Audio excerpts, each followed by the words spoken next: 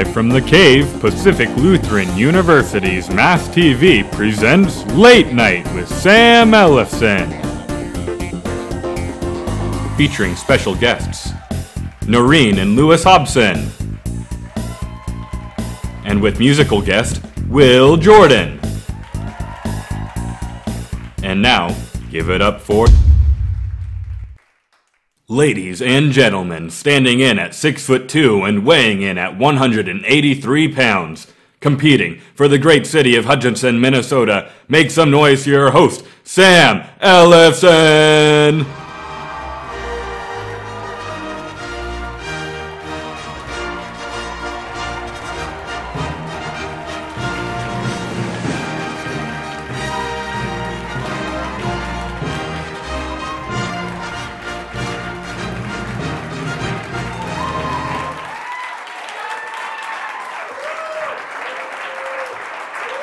Welcome to Late Night, everybody! Wow, we've got a hot show for you tonight, but to kick it off, let's get down to business. PLU, our university, tried to take the money of KPLU listeners who left money to the radio station in their wills, claiming that it was still owned by the university when the wills were written. So the money was technically theirs, which proves that even after we die, PLU will find a way to get our money. Speaking of which, earlier this month, PLU accidentally sent out emails to students saying that they owed the university thousands of dollars. The university then apologized and sent out an email that said that email wasn't supposed to go out until after you died. Sorry. Researchers believe they found a way to grow food out of people's poop for deep space travel, which means that astronauts will no longer have to shove their poop and get it sucked out into the vacuum of space, and that I no longer want to be an astronaut. Like, you thought being poor and having to eat a different cup of ramen every day for dinner was bad? Try eating the same exact cup of ramen every day for dinner. PLU cut their astronomy program, but apparently nobody told the Commons that because they're still feeding us like we're astronauts. Stumbled over my words there, my apologies. Recollecting some. The University of Washington's live dog mascot, Dubs, is retiring this year. Yeah, and the search for Dubs 2, though, has ensued. Dubs is retiring at 10 years old, or 70 in dog years. And they're spending some extra time looking for the new mascot, because if current economic trends continue, Dubs 2 is going to have to work until it's at least 15. So Washington State will be fighting Jeff Sessions on legal marijuana. A state fighting the federal government, it almost sounds like Washington has gone conservative. The Republican Party, which claims to be anti-government regulations and pro-state government, is now using the federal government to regulate decisions made by the state government. That seems very backwards, but everything must be backwards for Jeff Sessions because he appears to suffer from the Benjamin Button disease.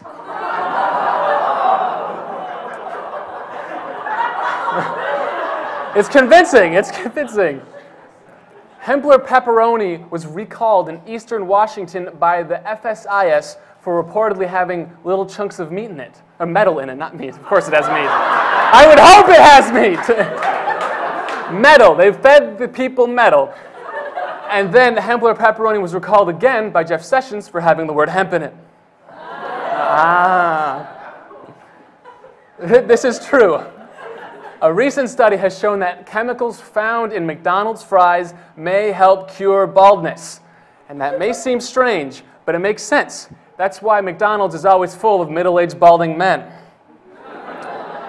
Why buy Rogaine for $15 when you can eat chemicals for $1.99? Even if scientists are wrong, eat a McDonald's fries every day and you'll die long before you go bald.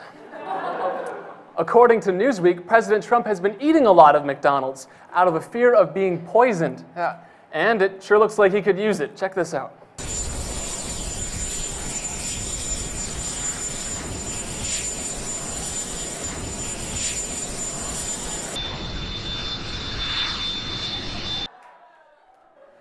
Imagine what his hair would look like if he didn't eat McDonald's.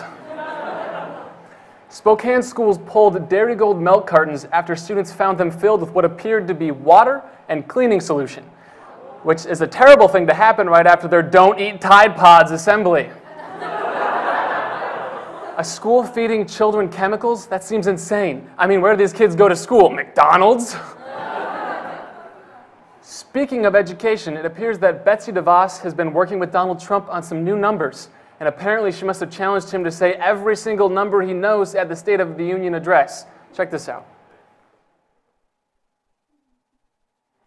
Less than 1, 1, 2, 3.5, 7, 12, 13, 14, 15, 20, 21, 35, 45, almost 60, 100, 174, 220, 400, 1,500, 4,000, 20,000, 24,000, 50,000, 64,000, 200,000, thousands and thousands and thousands. 1.8 million, 2.4 million, 20 billion, 50 billion, 350 billion, 1.5 trillion, 8 trillion, unlimited numbers.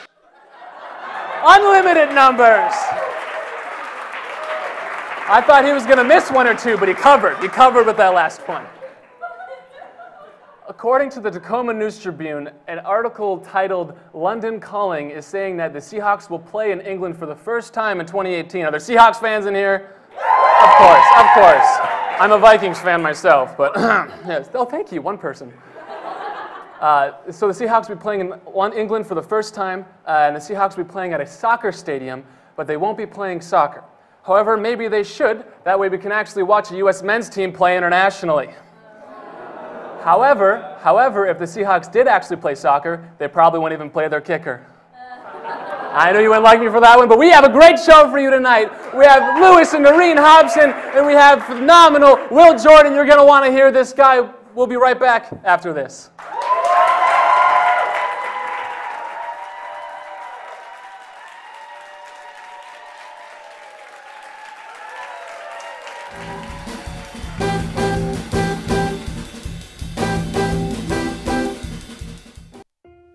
Welcome, ladies and gentlemen, to another amazing episode of the Young Unmarried Woman Show. That's right. This season we have Susan with us, trying to find the man of her dreams. I'm very excited to find the love of my life. I think it's great that I get to pick from a diverse group of people all in one room. Susan, are you ready to find your future husband? Yes. Well, he awaits just beyond this door. Susan, in this room lies the greatest variety of men in the South Tacoma area. Here's one right now, Craig Johnson. Sam. I actually own my own speed dating company, so I'm kind of an expert. Travis and Jasper. I like my chances. All these other guys, super ugly. Especially that Travis guy. So Travis, how are you feeling so far?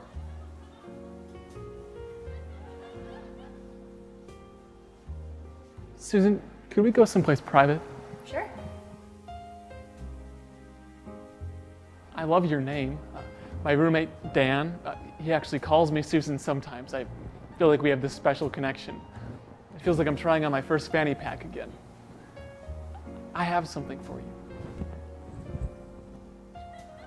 Thanks, Craig. It'll look great on your childbearing hips. Did he just say what I think he said? Craig was nice, but not that last part, that was weird. I've always liked fanny packs, though. Yeah, Susan, do you mind if I ask you a couple of questions? Yeah, I'd love that. Great. What is your favorite flavor of ice cream? Chocolate. Mine too. Awesome. I ate some blue chocolate once. Blue is my favorite color. Mine too. That's amazing. Yeah, I wish my favorite football team, the Vikings, were blue instead of purple. Then I really couldn't love them more. You love the Vikings too? Well, I guess I just have one more question for you. Okay, I'm ready. Did he seriously just ask that?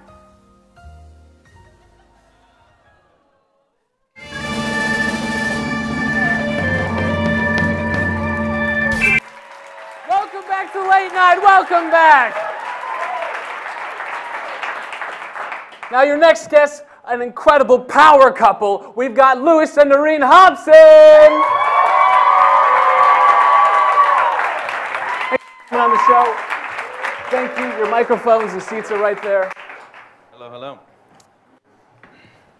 So, we have, for those of you who don't know, is there something you need to hide? I don't know. That's fine. So, you've been on Broadway. Yes. Noreen, you've been producing all kinds of things, working involved with all kinds of stuff, and you are a talent agent of the Tacoma area, that's correct? And you've done amazing things in your lives, but you all started here, isn't that That's correct. Isn't that right? Like literally on the stage. Really? Yes. When we went to college here, we started Night of Musical Theater along with some other folks, and we actually did Night of Musical Theater on this stage, one of the first ones that we ever did. Your first Night of Musical Theater performance that you ever did was on this Yes. stage in this space right here. That's incredible. Yeah, keep it up. And they would make milkshakes right over there, and so they'd have to stop making milkshakes after intermission, otherwise you'd be drowned out by the sound of milkshakes being spun. Wait, they used to make milkshakes? Yeah, there's a little correct. kitchen, a little snack area at the Now, cave. if I'm not, I think PLU's more expensive now. Isn't that true? I don't know. What do you guys? It's about 15,000 a year. Yeah, something like that. Yeah. That's about what we pay. Yeah. So you started Night of Musical Theater. Could you tell us a little bit about that? Were you involved with that too, Noreen? Yeah, I was like a dramaturg. Is that we're gonna call it that? I would like host it and then tell stories about the songs because it was all like a review. So I would tell stories about the songs before they would start. Yeah. And we'd make a lot of copies together. That's correct. Yeah, we spent so much time in the library making copies, just copies for hours and hours. But we, when we went here, the music department's fantastic, the theater department's fantastic, but there wasn't anywhere to do musical theater because they just never talked. So we said, well, let's start our own thing. And much like you guys are doing here, which is fantastic, I'm so impressed. This guy's amazing, right? Well, we had the same sort of idea. Let's just do it ourselves, and it was all students and a few faculty advisors, but we just started doing it, and it's like amazing that it's still going.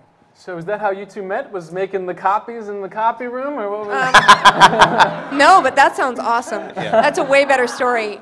No, we started dating. We met the very first weekend. The cheerleaders hosted a dance down in on Lower Campus the first weekend, like an opening weekend, and we met at that dance, and we danced together. On the dance floor. On the dance floor, wow. truly on the dance floor. Yeah, Wow. my group of friends. To the tunes of the Bee Gees, right? Yeah, Staying Alive, that was Staying the Alive song. was the song we met to. Yeah, she had like a group of friends that she was dancing with, and my group of friends, and we were like, yeah, hey, how's it going?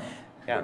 Yeah. It was a long time ago, too, by the way. Yeah, it's like a long time ago. I joke sometimes like there was knuckle dragging and there was a horse-drawn carriage. There was listen guys, there's no cell phones. There was no email. There was a computer center with green screen email. That's what There was a bank of computers that you could log into to check your email. Yeah, this was a long time ago. How did you communicate then? With dance? We don't know. We don't remember. Through dance. We communicated mostly through, that's why Night of Musical Theater brought us together, because we could communicate through dance. Yeah. Right. So, where did you go after you were here? What was kind of the next step? Because you both have done amazing things. What was kind of your next step? Yeah, we were saying that we've had like 7 full careers between the two of us over the last 20 years. And we're not that old. We're not that old. But we've done a lot of things in that time. We've done so many things. But I basically started working in Seattle theater when David Armstrong first came on at the Fifth Avenue. I was in his first season there, and then just started working for like 7 years in Seattle, just bouncing around every single theater company, saying yes to every single reading, and then you did other things. Yeah, I worked, the first real job that I had after I graduated in PLU, besides working at Starbucks, was actually coming back and working at PLU. So I worked in the communications department here. Oh, calm! And then I've done a bunch of other things. I started my own business. I bought a talent agency and started my own business and consumed those talent, and then another agency, when they closed, I took on their talent. At one point I represented about 550 people, which is a lot of people. So you learned a lot from Monopoly growing up. You just took everybody else's territory. Yeah, just took it all. I represented little kids who, it was fun to represent little kids, but also like terrible. And awful. Parents were terrible. If you've ever thought of being a talent agent, definitely not kids. Don't represent kids. Yeah. The kids are great. Their parents are insane. I hope if you were a talent agent kid at my office somehow in this room, your parents are wonderful and fun. It was the other parents who were crazy. Exactly. I promise that's true. And then so I did that for a long time, and then I did communications consulting and acting coaching and on-camera stuff. I actually started doing acting, film and television acting, and things like that while I was a student at PLU. And we were talking earlier, I was a fit model for Nordstrom. I was like a talking mannequin for Nordstrom for a while. Wow. They paid really great money, but they literally stuck you with pins on the regular. Like, oh, shoot, sorry, and they, so that was like a real experience. So I did a lot of different things, and then I do communications consulting now for a variety of companies. Right now I have a contract that I'm working with Microsoft, trying to make really boring things sound super interesting. So could I go back on the whole mannequin thing? So what about, were you just standing there and they were putting clothes on you? I measured correctly for the clothing that they needed, for the size of clothing that they fit, that like their designers made. And so they would put it on me and I would tell them how it felt. Like this feels really good. Yeah, it feels real nice. No, like if the armhole was tight or if like something just didn't fit right, I was the right size for them to measure it. And they actually made a mannequin of me. They actually made like a thing on Not wheels. like the face or anything. No, it's just the body. faceless. I don't think that's better. Like I don't think android. that's better. It was like a pushpin mannequin faceless, but there was me, and they referred to it as the big lady. No! Like, that's really great for a teenager's self-esteem. I was probably almost 20 then, so it was fine. I was over it. Where is this mannequin now? Have you destroyed it and blown it up? I don't know. Maybe it's still somewhere at the Nordstrom corporate offices. Yeah, it's got to be somewhere. Yeah. They wouldn't just throw it away. No, maybe. I don't know. Yeah. But yeah, so that they would fit clothes on it when I couldn't come to work. And then I lost weight and I lost my job. What? It's true. You got really sick with the flu. Really sick. I got pneumonia and then the stomach flu, and then I went back to work and they're like, shoot. You're not healthy anymore? Yeah. So it's just... Yeah. So yeah, then I didn't have that job. Wow. But then I found other jobs because we just collect jobs. Like you were saying about Monopoly, we just collect jobs at wherever we go. Yeah. Louis, tell us a little bit more about, so you started in Seattle and then at some point you went to Broadway. Can you tell us about that? So, I worked a lot in Seattle. I did like 40 shows in like 7 years in Seattle and worked at every single theater company in Seattle. And we kind of got to the point where we're like, I need to move to New York eventually. Yeah. And we literally sold all of our stuff in 2006. We had a garage sale, sold everything. Because we were going to move to New York, and I had a contract up in Seattle in Everett, or at the Village Theater doing Evita. And so we're going to live out there, and then we're going to move to New York. And then we found out we were pregnant with our first child. Wow. Yeah, and it's true. We literally had like a bench. And we had nothing. We had nothing, and we had to like rebuy everything. And then we stayed in Seattle. Home, baby. Yeah, exactly. It was terrible. And then we. It was wonderful. The not having stuff. The baby was wonderful. The baby was. The baby was wonderful. Still wonderful. wonderful. Yeah. But I stayed in Seattle for another year and a half, and then I literally moved out to New York in right before the market crash in 2008, and moved there on a Friday, and I happened to be auditioning for a show right when I got there called Next to Normal, and there you go, and it was just happened to be just a wonderful timing, and went in for my first audition. Went in for my second audition, went in for my third audition. He goes in for his first audition, and the casting director said, we actually think you might be better for this older part in it, but you don't really look like it. How fast can you grow some stubble and get a suit and come Well, that back? was like by the third audition, I auditioned for The Sun, and I came in, and I was like looking all like, 18 as well as I could. And they were like, can you come back this afternoon for The Doctor? And I was like, yeah, great. So I'll sort of preface this by saying that I actually did the first workshop of Next to Normal in Seattle because Brian Yorkie, the book writer, was the associate artistic director at the Village Theater. So I did the very first reading of that show then. And I did it for free. So if you guys are theater people, just do things for free. Never say no, because you never know when that project is going to come up that you're like auditioning for a Broadway show. And Bernie Telsey, the casting director, gave me his coat, and I was like, no, that's fine. I went out and bought a suit across the street at Gap. I came back that afternoon and like killed the audition. Wow. And then I came back here to Seattle because my wife and daughter were staying here for a couple months, and then got the call. And then 3 months later, I was in DC opening Next to Normal. Came back to New York, opened it there, and it was rest is history. So, yeah, that's insane. Yeah, and when he auditioned for it, he said it's Next Normal. When he did it here, it was called Feeling Electric, and he's like, I think it's this show, because he only had sides from it. He said it's a show that Brian had done, and then they didn't even know until he was in the second or third round of auditions that the people who were seeing him didn't know that he was connected to the show from before. Yeah. Yeah, it was crazy. So do you just have the one child, or how many children do you have? Well, we had 2 kids in New York. So we have 3 kids total. We have 3 kids total. Thomas, our son, our daughter Gwen was the first born here, and then Thomas born in New York, and then Charlie. Yep. How do you do it? How do you have 3 children, and then you're acting on Broadway, and then Noreen's got her own business? How do you do it? Yeah. You just do it. And part of the reason why we moved back here is like Just Nike it up. Yeah, it was just us. I mean, when you have kids in New York, It's like a check mark, you right? carry kids in strollers up subway platforms. New York is hard. It's hard. awesome. It's the greatest place. It's a fantastic place to live, and it's awesome.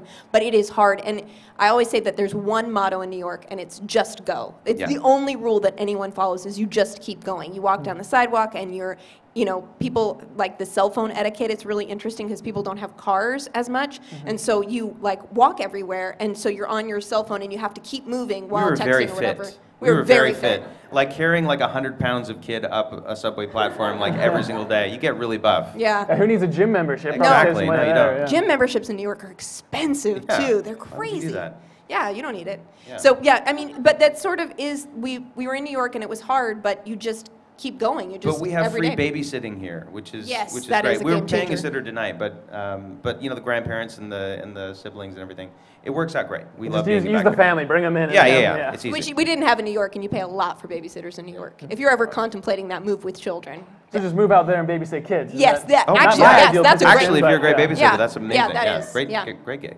We had a lot of actors and actresses who would watch our kids. Yeah. Anybody we would know?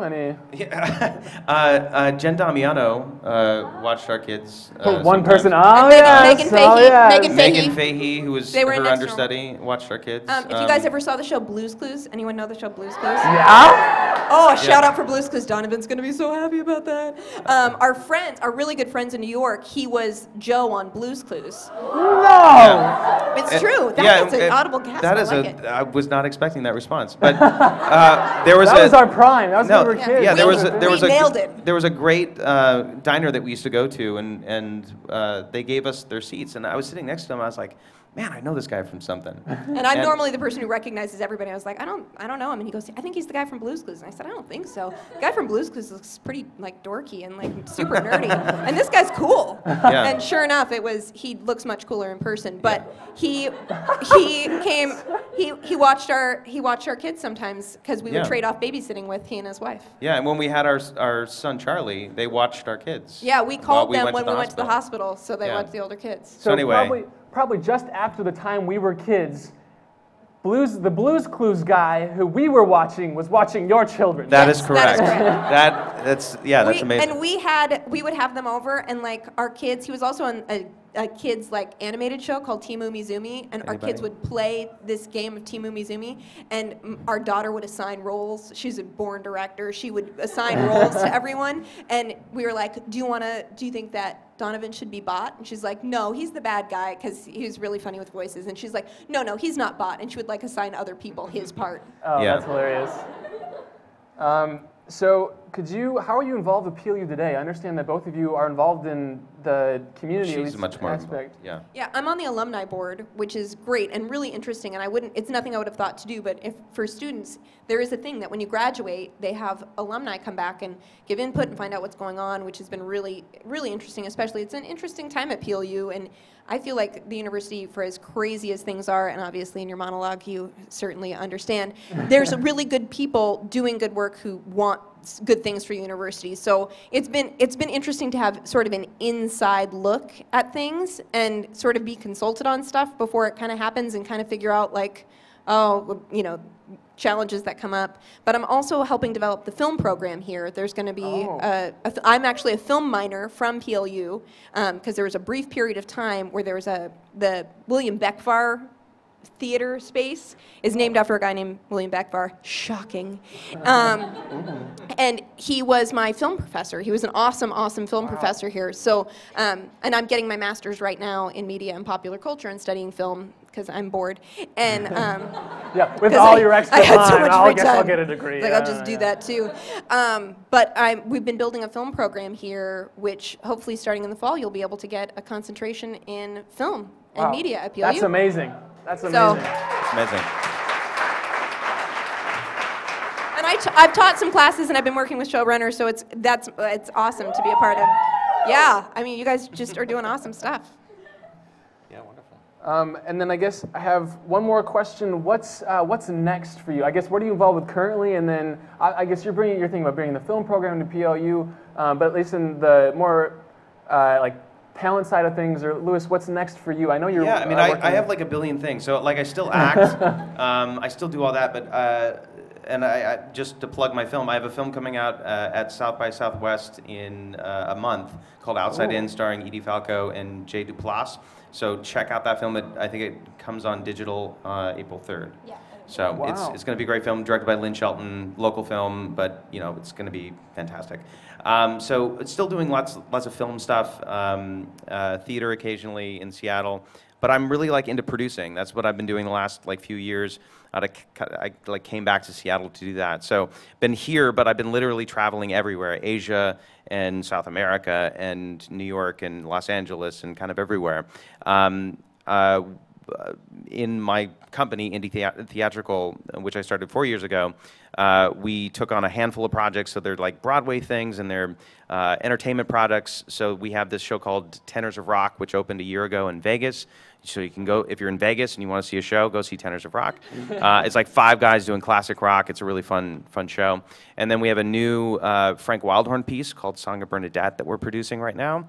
And a new show by Steven Sater, who wrote Spring Awakening, and Burt Bacharach. If you guys know Burt Bacharach, he's like music legend. So we're developing a new piece of his. So that's kind of what I'm up to, many things. Wow, that's incredible. And you're doing more film now than... Yeah, I just sort of stumbled into it. I auditioned for film and television a ton when I was in New York, but never booked anything. And then I came back here and like literally the first thing I auditioned for when I moved back here was a movie called COG, David Sedaris short story. Booked that, went to Sundance, and then booked like a string of films and television shows, and like Man in the High Castle, I was in the pilot of that.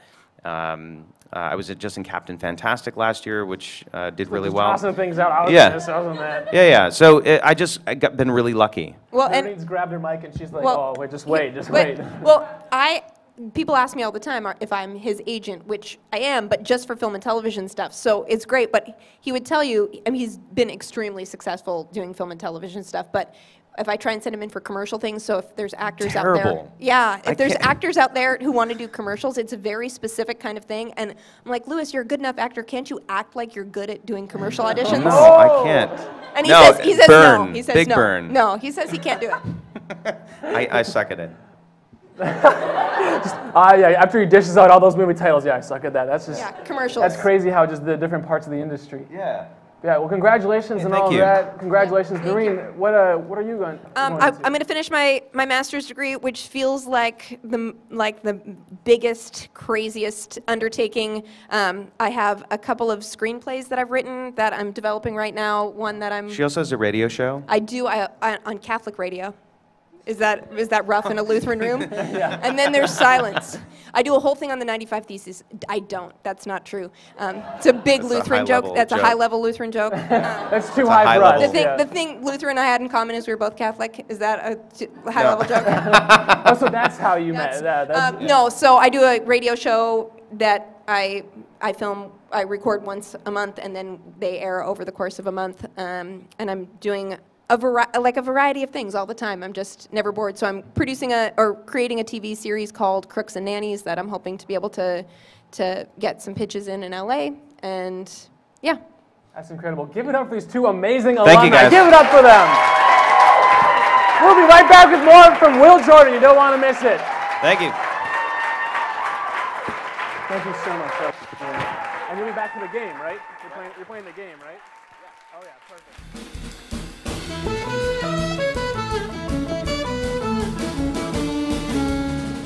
Welcome to Trinidad. It's just past 5 o'clock and I can already hear the club playing their music. And I love late night. We love late night! Woo! I love late night. I love late night. I love late night. The sun is setting in Tobago and we love late night. I love late night. Secret Maria, vad älskar du? Vi elsker late night! That means they love late night in Norwegian!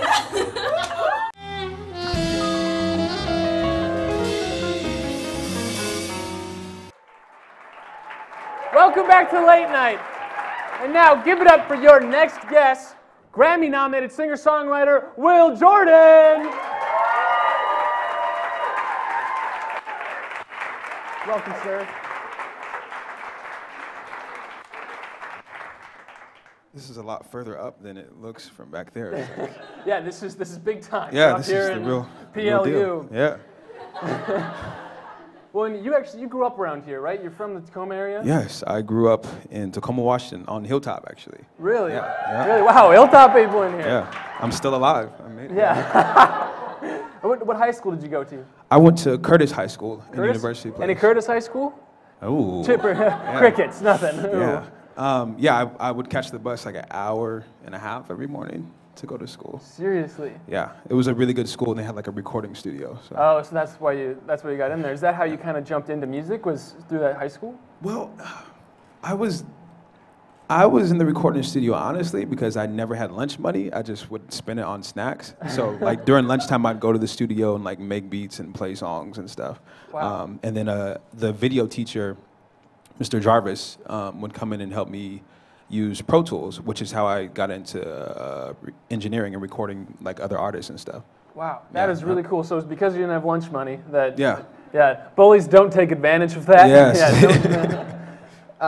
So how did you get into show business? I mean, you have kind of a cool story, I know, as to how you actually broke in, but can you tell us a little bit how you got started in your journey? Well, it's weird. Like it's not the route that you think that you're supposed to take, like what they would tell you. I graduated, I had a 5-year plan, and I think I got marked down because my 5-year plan was like unrealistic because I wanted to have like a car and a girlfriend, and I wanted to have like a platinum plaque, and I wanted to be signed to like a major label, and then like I wanted like something else, and they're like, yeah, we don't really see how you're gonna get there. Like we see your goals, but what are the steps? Because there's no real steps to those things. But I got out of high school. I wanted to go to college. I couldn't go to the college I wanted to go to, so I got a temp job working at PLU in the cafeteria. Wow. Yeah, I was Seriously? scanning people's cards. So like I'm in school. I'm at the school, and I'm scanning lunch cards from kids that went to high school with me. They're like, oh, you go here, and I'm like, no, no. But like as things went by, I got a gig recording like rappers and singers and other artists at a studio in downtown Tacoma called Platinum Rain. And in exchange for my work, they would let me get free studio time, which gave me time to like develop and grow and build my own sound and my own vibe or whatever. And then eventually I started a writing team, and some other cool stuff happened. Wow, that's insane. Yeah. I mean, did you get a bad grade on your 5-point plan? I think so. I barely graduated. I got the highest test score of any student ever on my English test in order to graduate from high school. Like if I would have failed that test, I would have failed, and I like studied one night. I was a bad student. Don't do what I did. I was not a good student. Yeah.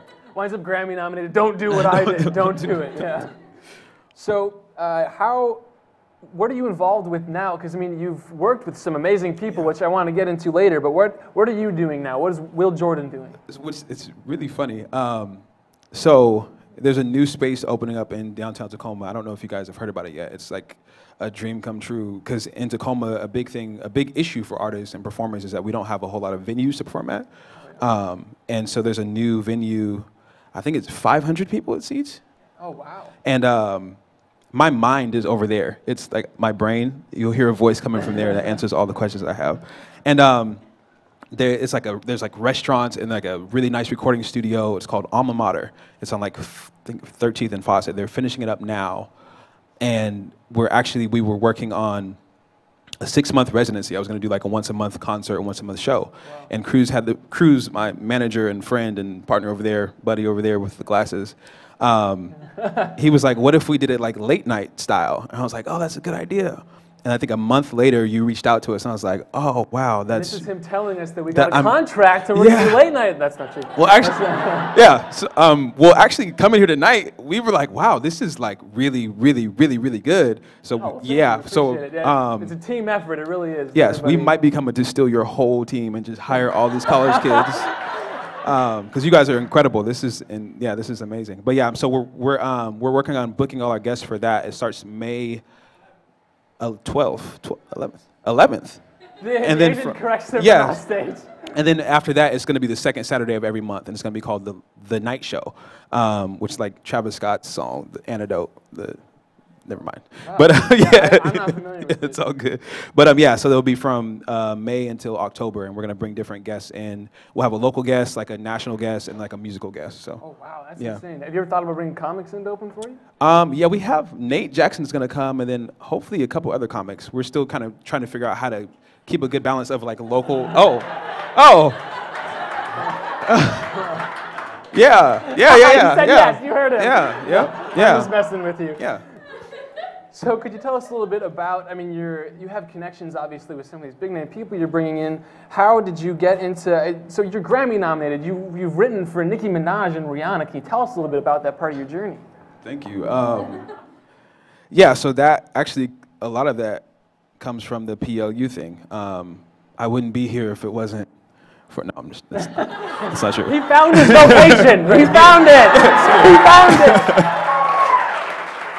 No.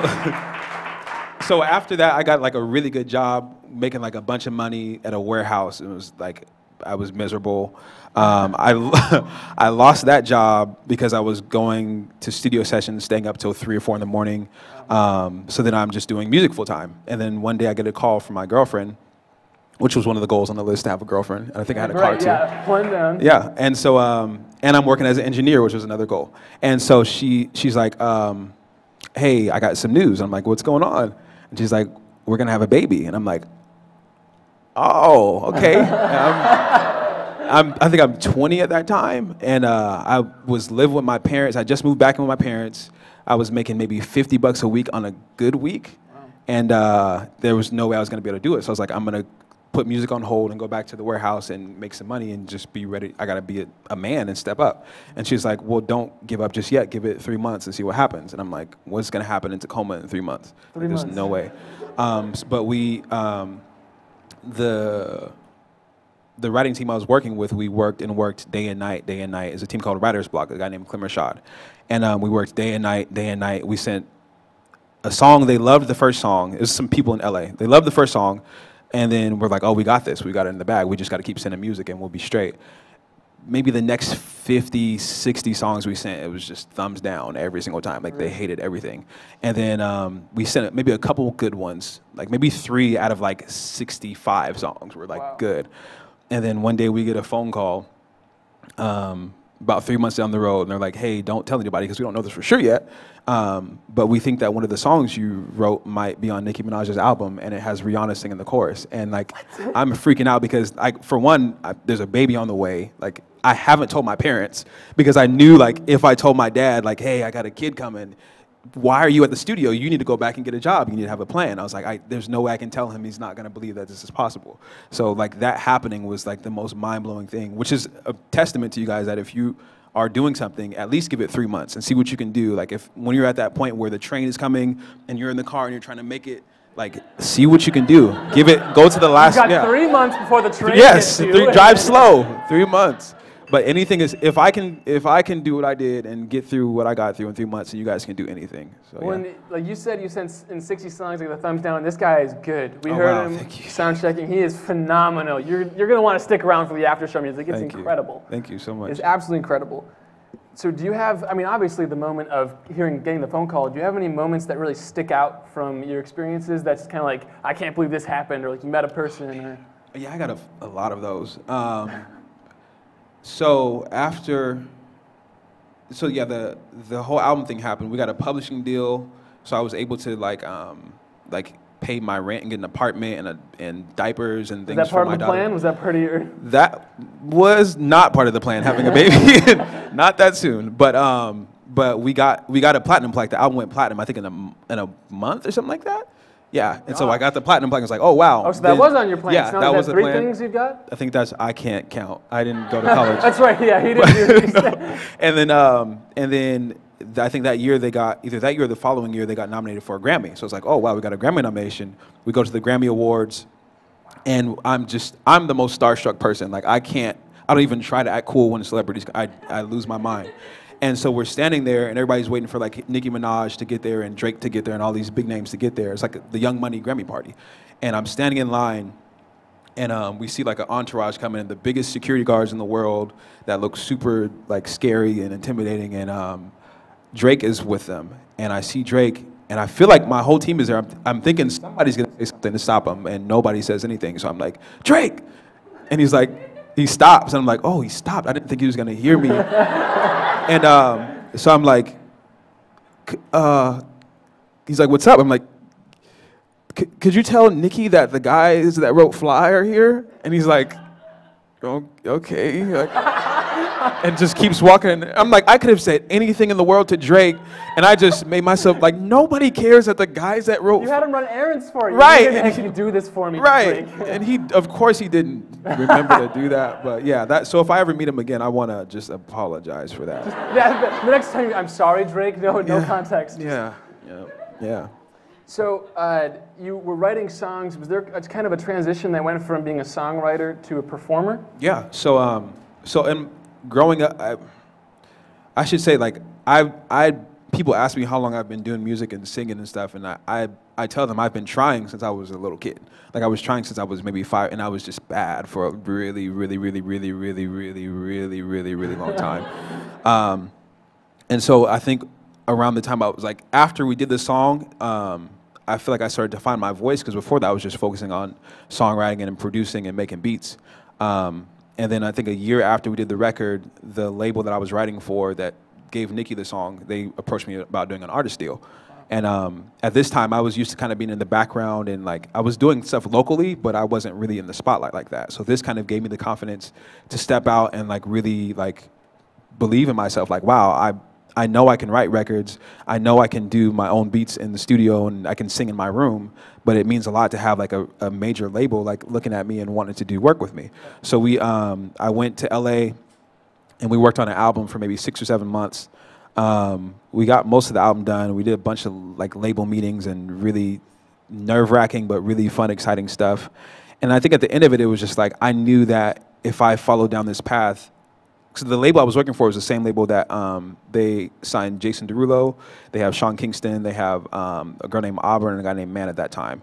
And so I was supposed to come in and be like the person that helps them kind of rebrand and become like a more organic, down-to-earth instead of pop label. And I was excited about that. But then the further we got, the more I started feeling like I sound like Jason Derulo, and there's already a Jason Derulo. And I'd actually written a song for Jason Derulo called Dumb. So I'm like, I can't be the same person that I'm writing for. I want to be myself. I'm from Tacoma. There's a sound that I want to incorporate into what I'm doing. I want to represent. So cool. Yeah. You're coming back to like who you are. Right. So they gave me the confidence to be myself and to find myself, and they put me through a lot of like writing boot camp type stuff where I really had to learn how to really write records. And then at the end, it was just like, I got to go back home because I can't be myself here. And they understood where I was coming from. So I came back to Tacoma and just started to rebuild and build my own team and invest in the city and try to do stuff here. So that's really cool. Come and bring it home. You know? Yeah, yep. Bring it back for people like you. Yeah. So, are there things that you write about a lot? Things that come out? Any like themes that happen in your songs that you can speak on? Yeah. A lot of I started writing songs public and sharing them with people because there was a girl that I loved in high school. And these were, I don't know if you guys even know what MySpace is, but this is back in the MySpace era. And she wouldn't answer her phone or something, or she wouldn't write me back, so I was like writing songs to put on MySpace so she could hear my heart. No!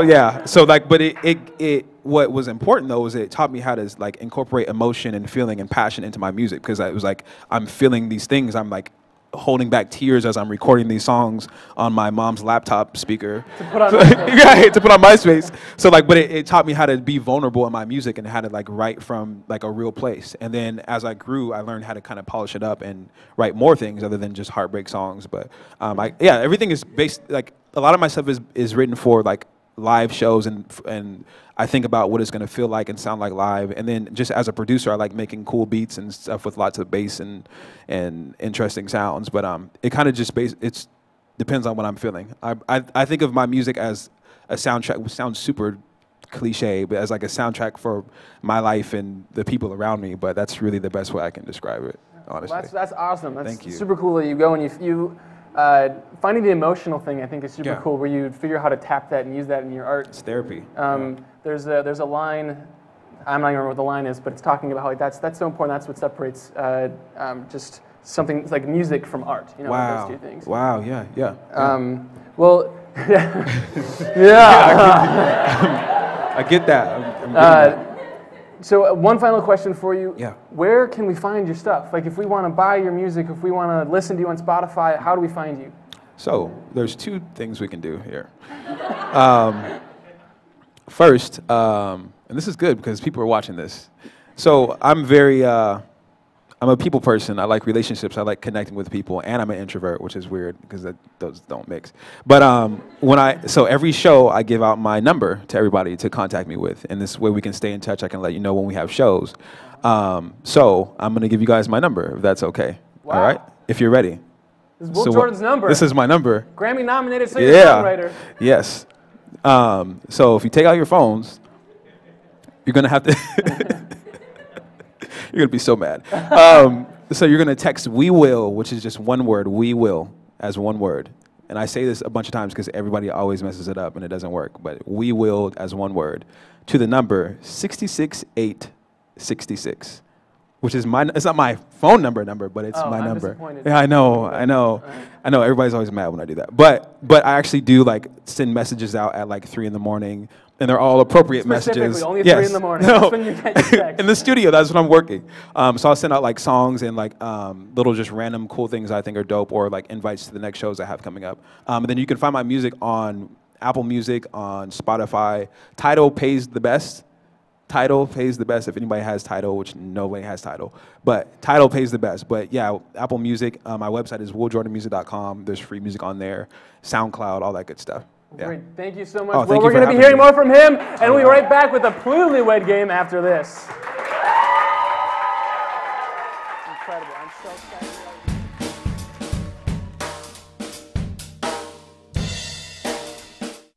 You love the Vikings too? Well, I guess I just have one more question for you. Okay, I'm ready. If we were to have a son together, what would you name him? I'm not even sure I want kids. Oh. I'm gonna go see if Travis wants to talk. Hey, Travis. Do you wanna like hang out or talk to me? I'll hang out with you, Susan. Travis is ugly and stupid. Yeah, so I'm way better than these other freaks. Hey, Susan, can I steal you for a moment?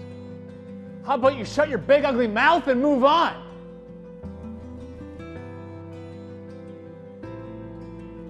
Jasper comes off a little strong, and he makes fun of poor Travis like almost every time we talk. Yeah, I hate him.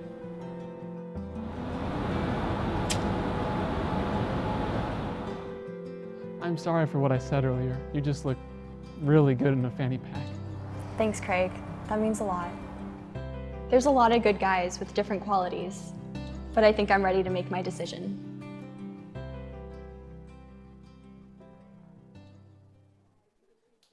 What is difference? I think a definition of difference depends somewhat on who one is. Difference is the spice of life. Difference would be what is not me. There's beauty in difference. There's beauty in the funk. Differences are, to me, things that you don't see all the time, and it's change. A story of difference exists in every city. El Paso is a place where people are aware of difference and are appreciative of what they have. Women in Oregon still only comprise 6% of the construction trades workforce in this state, and we're twice the national average. I think it's interesting here in Sedalia. It is pretty easy to stay away from anybody who's not like you. If you want to know where we're at, you come to Richwood, West Virginia. You will see that in a struggling, cold, depressed town, our American spirit is alive and well. All across the country, people of color, women, immigrants, low-income communities, and many others say they feel less respected, more fearful, and in many places under attack because of their differences. This series investigates how communities experience diversity and examines the question, how do we value difference?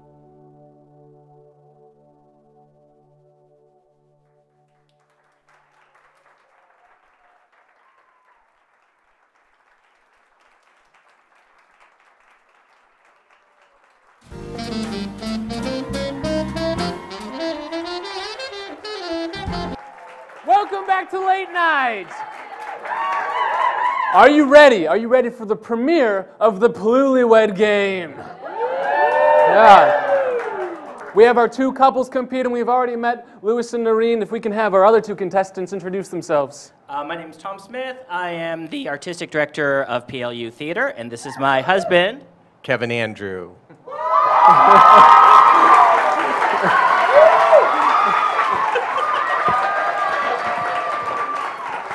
And how long have you two been married? 7.5 years. 7.5 years. And how long have you two been married? Coming up on 20. Yeah, 19 years. Advantage Right out of Hobsons. college, Advantage baby. Hobsons. All right, are you ready to play the game? What's going to happen is I'm going to ask our contestants a question about, specifically referring to one person in the relationship. They're going to write what they think the other person is going to answer, and then they're going to turn their cards around one at a time, and we'll see how well they know each other. You get 1 point for getting the answer correctly, and 0 for not getting it correctly. So, are we ready, contestants? Yes. Yes. So this is a question for Tom and Lewis. Who would you cast to play Noreen or Kevin in a movie? So I'll have you turn so that you can't see what the other person is writing. Tom, if I could just swivel your chair just a little bit. Other way, Tom. Other way, Tom. So as you've got about 15 seconds to write your answer. Aren't you in show business, Lewis? I know, but I'm terrible with names. Hold on. I'm going to write the character name. This will count. All right, both of you are writing the answer, by the way, so you have to write what you think Tom would say. Yeah. So Kevin's got to write fast. I know, yeah. What's the question? The question is, who would play you in a movie? Who would he say you play in a movie? Or who plays you? Sorry. Who plays Kevin in a movie? Which Actor? Which actor plays me? No. Noreen. Okay, Noreen. I get it. Noreen. Any more clarity questions? You got it. Tom and Noreen know what's going on. They're ready. All right, we're waiting on Kevin here. You've got 5 seconds, Kevin. The confidence is oozing from his face. No, I can't think of his name. No, this isn't it. 3, 2, 1. We can have you say your answer if you can think of it. Okay. All right, we'll bring it back together, couples. Noreen and Tom. Noreen, if I could reveal your answer first, grab the microphone and read us what you wrote there. We've got Tina Fey. We can pass it to Lewis and see what Lewis has put here. I put Scully. Scully. But yeah, I see that one. No points for the Hobsons. 20 years? I don't know. All right, we have our answer. Kevin, you scribbled something. I saw that. All right, Kevin, if you will grab the microphone and reveal what answer you've written. Who you think who would play Tom in a movie? Oh, play me? Yes. Oh, I was good. Oh, I totally got it wrong. Who would you cast to play Noreen or Kevin in a movie? There you go, yes. Yes? Then we're good. Okay. So who would play? Kevin. Oh, Yes, got Kevin. it. George Clooney. Yes. Tom, what do we have? Oh!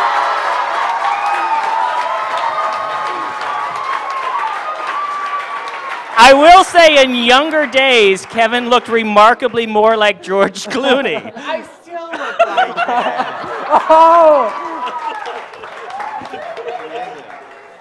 All right, so we've got 1-0. Tom and Kevin are in the lead. I will try to be more straightforward with this next question. So this next one is also referring to Kevin and Noreen. So if you were caught in a house fire, what is the one thing Noreen or Kevin would grab before leaving? So swivel your chairs, make sure we can't see anything.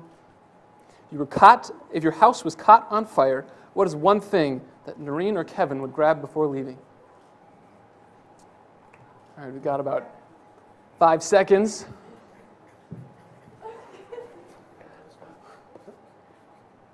All right, 3, 2, 1. That was not even close to 5 seconds. That was much more time than that. Are we ready? Yes. All right, let's start with Tom on this end now. Tom, what was your answer? I wrote, I hoped it would be me, but it's probably going to be it's probably going to be family photos. Okay, family photos.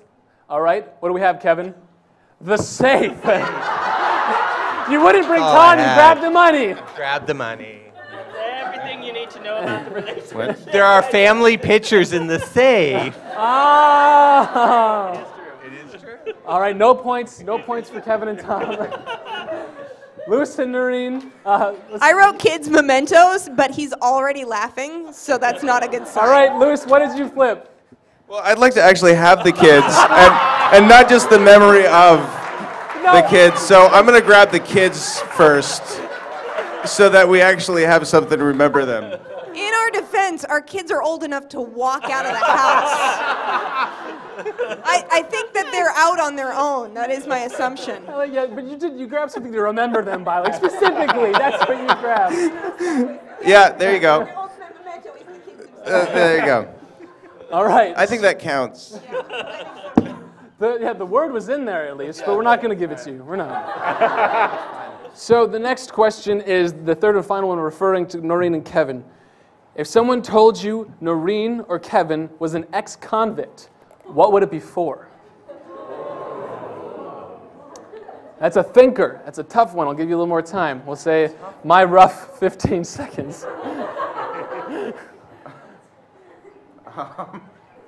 Read it one more time. If someone told you Noreen or Kevin was an ex-convict, what would it be for? What crime would you have committed? 10 seconds. So good. I don't know what I even do. All right, we're getting down to 5 seconds. 3, 2, 1. Write in the answer quickly. All right.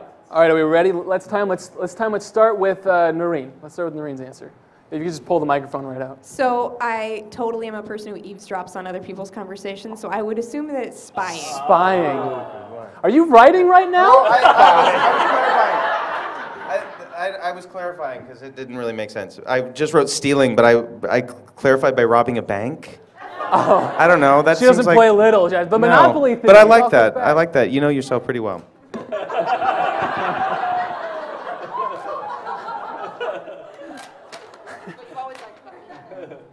All right, we have a chance to go up by 2 here. Tom's got the microphone. Let's start with Tom.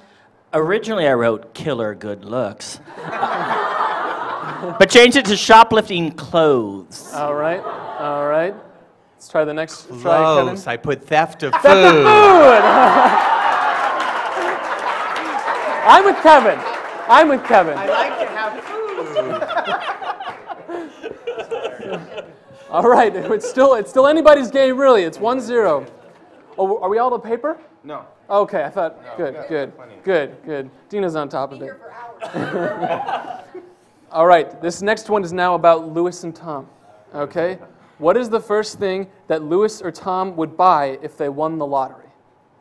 What is the first thing that Lewis or Tom would buy if they won the lottery? Looks like another thinker for Kevin over here. Let's say we've got 10 seconds.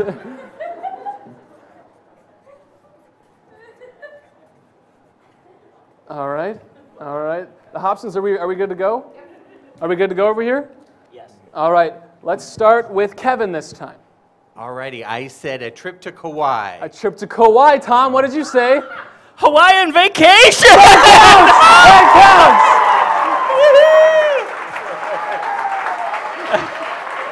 That's Isn't it 2-0. sad that PLU doesn't pay enough that I have to wait and win the lottery for that? Hey, we feel you on that one. We feel you. All right, Lewis and Noreen. We're not looking very confident. We're not. We're going to start with Lewis. Lewis, you want to grab the microphone for us? Great. House. If it's lottery, it's a beach house. Beach house. I think that counts. I think that counts. What good sports? Cheering them on. We're still behind by one, though. Yeah, 2-1. It's 2-1. Yeah, we'll see what happens after they lose the lead. If they lose the lead, sorry. The next question. What word would Lewis or Tom use to describe Noreen or Kevin's family? So what word, what word would Lewis or Tom use to describe Kevin or Noreen's family? Kevin knows right away. He's writing right away this time. All right, give you about 10 more seconds-ish. Sam, 10.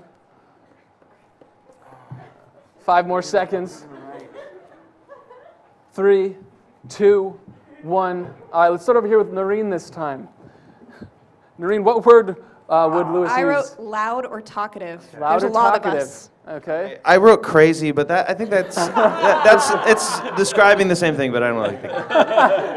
Noreen's just like, yeah. All right, Tom, let's start with you this time. This was not very good. I wrote awkward. Interpret as you will. It's very true. And I wrote non-confrontational. Same line of thought, but not good enough. Same line of thought. All right, score's still 2-1. 2-1. Tied up. So this is the 6th.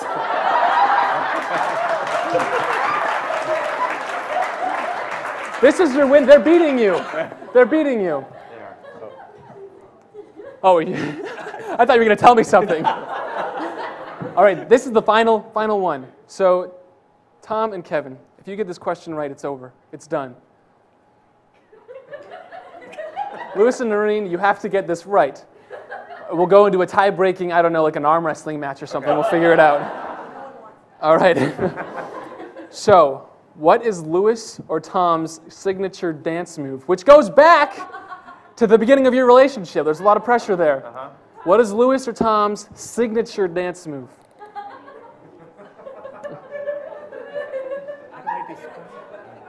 You can, if the one word doesn't totally work, you can describe it a little bit in the microphone. Actually, I know exactly how we're going to do the tiebreaker on this one. I've got a really good idea of how we're going to do the tiebreaker. All right. Looks like we're just waiting on Kevin. Tale as old as time. I got a lot to say. All right. So, Tom, you've got the microphone. You seem to be ready. What is your answer? Not a very good one, but I'm going to say the hustle. The hustle. It's an old move. That is Tom's signature dance move. And I put standing in place, moving his arms. Oh! Yes. Which is like... If his students are out there, you know what I'm talking about. It's like the hustle if you... to burn his husband. That's what goes on. Exactly. All right.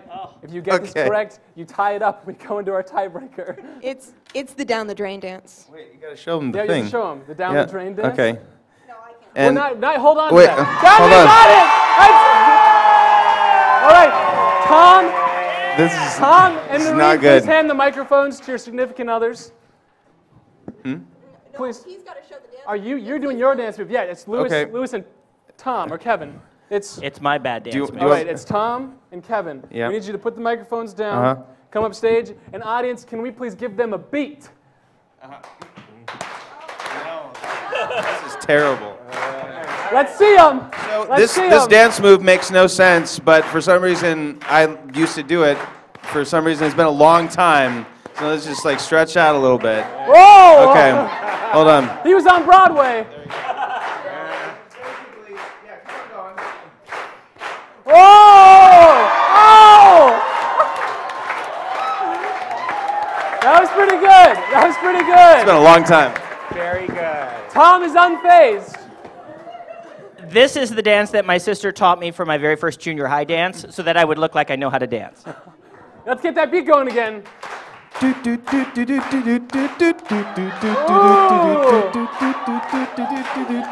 Kevin's. He's doing the standing with the arms. All right, audience, let's hear it. Do we want Tom standing arm dance? Or Lewis is down the drain? We have our winner. We'll be right back with Will Jordan right after this. Give it up for these guys. Give it up. Congratulations.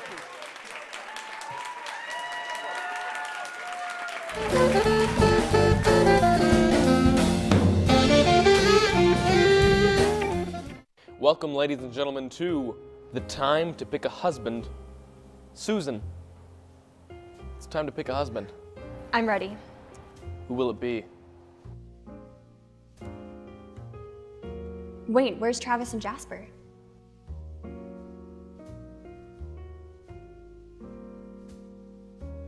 Where's Jasper? Travis, do you know what happened to Jasper? You were all amazing. It has been a very difficult decision, but I've made up my mind.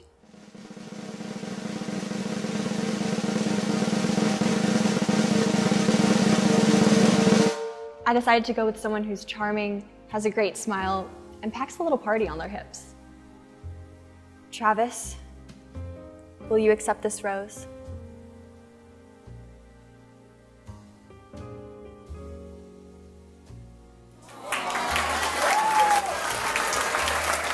Well, ladies and gentlemen, it looks like love arose between those two, and it can for you as well.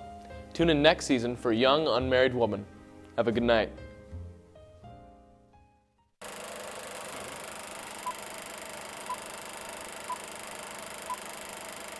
Over the summer, food trucks had some major difficulties. There was a giant onion spill, there was an eel spill, and one truck had bread literally exploding out of the back of it. Now, don't worry about the wasted food, though. It was probably scooped up and served in PLU's Commons. Answer. Santa said. Fight. Fight? Fight! What kind of family do you live in? Fight!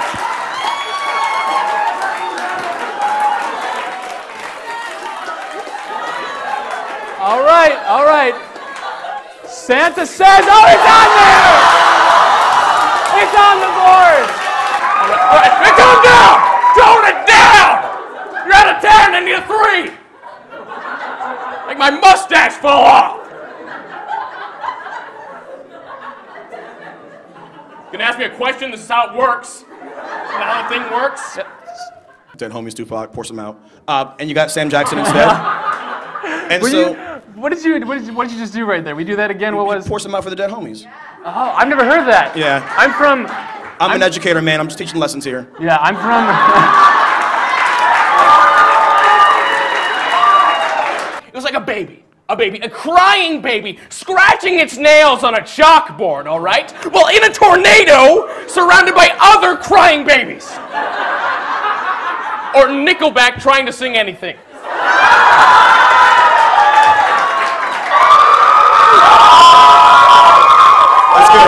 That's good. Mercy, Zadie. Excellent technique. Mercy. Excellent technique. Yeah, the Huskies get to put up the W and they win, right? And the Lutes, well, you know, when we win, we...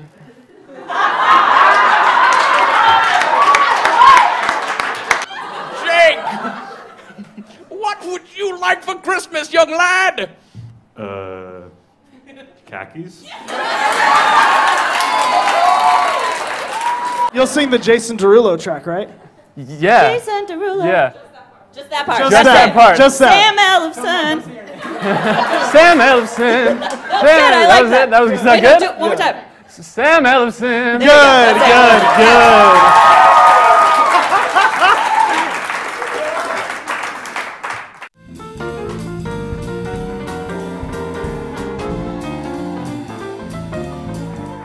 Welcome back, and now give it up for your musical guest, Will Jordan!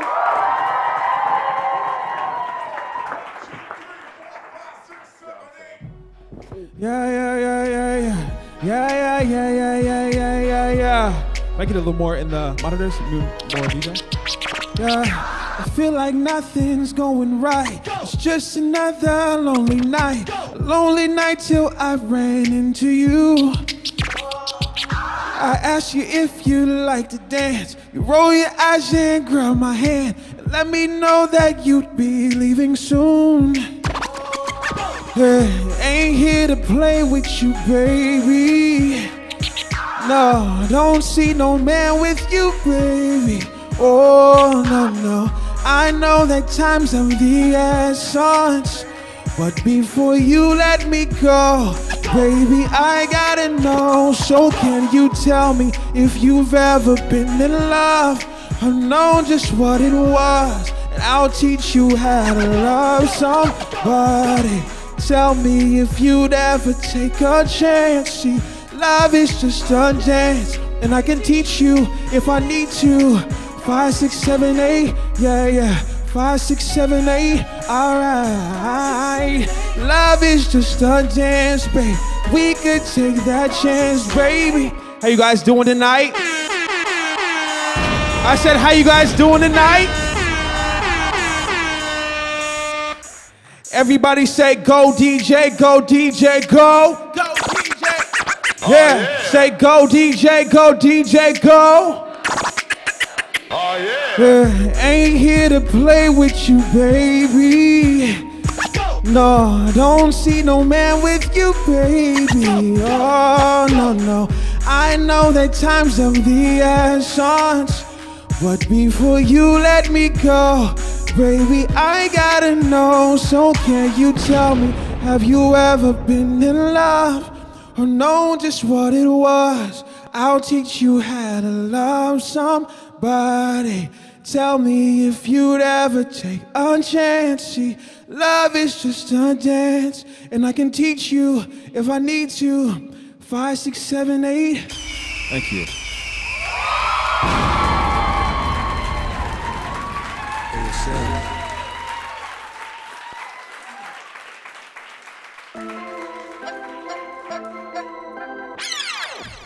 Different song.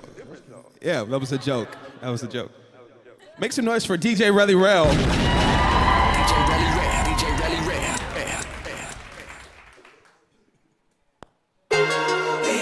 Yeah, yeah, yeah, yeah, yeah, yeah. Oh, no, no, no. Oh, baby, no, babe. I can see where this is gonna go, babe. You say that you wanna take it slow. If you're looking for me, I'll be right here in my feelings. In my feelings. In my feelings. If you're looking for me, I'll be right here in my feelings. Baby, I'll be. Baby, I'll be. Baby, I'll be right here in my. I've been reminiscing. I've been thinking hard. I've been on a mission, trying to reach your heart. You used to call me baby. You used to call me yours. I'm trying to give you all this love you don't want no more. Oh, now, oh, baby, oh, baby. Why you wanna act brand new, baby? I can play that game too, baby. But what's the point of me without you, baby? Oh, baby, no, baby. I can see where this is gonna go, baby. You say that you wanna take it slow. If you're looking for me, I'll be right here in my feelings. In my feelings. In my feelings. If you're looking for me, I'll be right here in my feelings. Baby, I'll be. Baby, I'll be. Baby, I'll be. I just wanna see you, babe. See you, baby. See, I don't wanna need you, babe. Need you, baby.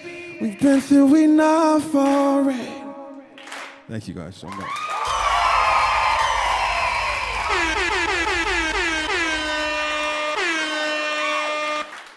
Is that the last one, or do we want to do one more?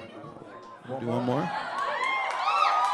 Okay, so if we do this one, because I'm high energy when it comes to this song.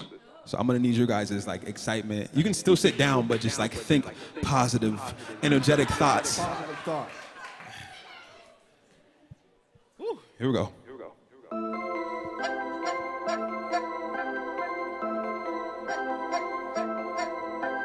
What I want y'all to do right now is repeat after Will Jordan. I done hit a new low, you say new low. I say I done hit a new low, you say new low. I say I done hit a new low, you say yeah. I done hit a new low, new low. I done hit a new low, you say yeah. I done hit a new low. Yeah, I done hit a new low. Oh, I done hit a new low, new low. I done hit a new low.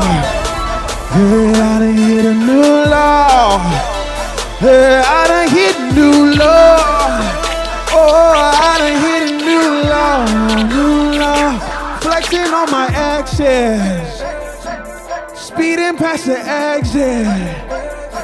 I wasn't on the gas list, but we still finessed it. Can you tell me where's the function? Can you tell me where to find it? You see, I can't turn my phone off. Baby, I can't let the night in. The night in, yeah, I done hit a new low. Yeah, I done hit a new low, new low. Hey, I done hit a new low. Oh, I done hit a new low, new low. I done hit a new low. Yeah, I done hit a new low. Yeah, I done hit a new low. Oh, I done hit a new low, new low. She said you're the man now. I guess I'm in demand now. If I tell you put your hands up, then don't you put your hands down. See, we ain't supposed to be here, but we ain't finna leave here. See, we stay until the morning.